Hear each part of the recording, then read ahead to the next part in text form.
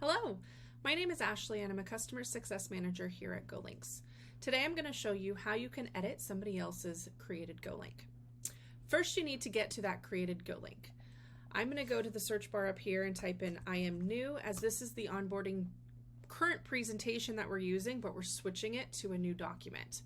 So as you can see here, I can see that Jordan currently owns this document. I can go to the three dots on this and I can now click edit. As I click edit, I'm actually, like I said, completely changing the document itself.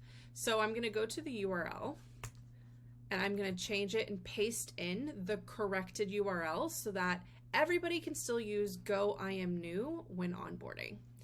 As you can see, when changing the URL, it's going to now show you this orange prompt at the top telling me that Jordan is going to be notified of the changes of this document.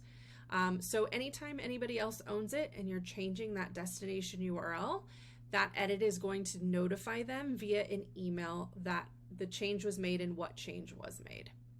After you complete that, you can update your GoLink. It'll tell you it's completed, and just to show you, if you open a new tab or click on the GoLink and put Go I am new, and I hit enter, it's going to take me to this new onboarding doc right here, and you're good to go. Enjoy.